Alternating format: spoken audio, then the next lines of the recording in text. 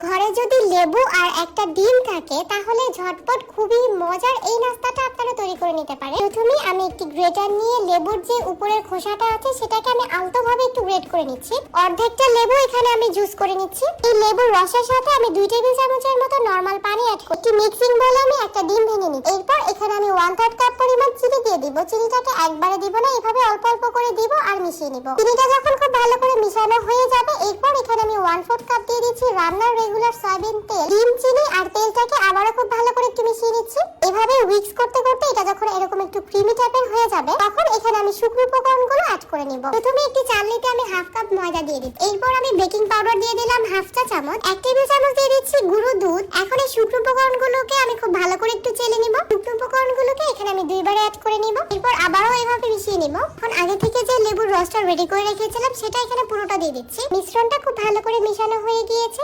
এরপর প্রথমে যে আমরা হালকা একটু লেবুর খোসা গ্রেট করে রেখেছিলাম সেটা এখানে দিই। এরপর আমি খুবই সামান্য পরিমাণ হলুদ ফুড কালার দিয়ে দিচ্ছি। এটা কিন্তু টোটালি অপশনাল, আপনাদের হাতের কাছে এটা না থাকলে নাও দিতে পারেন, কোনো সমস্যা। এরপর এখানে আমি 7 ইঞ্চি মাপের একটি ননস্টিকের ফ্রাই প্যানে তেল ব্রাশ করে নিচ্ছি। চুলায় প্রথমে একটি তাওয়া বসিয়ে নিয়ে 5 মিনিটের জন্য এটাকে গরম করে নিব। আর এখন চুলার আঁচটা একদম লোতে রেখে এটাকে 15 থেকে 20 মিনিটের জন্য বেক করে নিতে হবে। চুলার আঁচ কিন্তু অবশ্যই লোতে রাখতে হবে, তা না হলে কিন্তু নিচ থেকে কেকটা পুড়ে যাবে।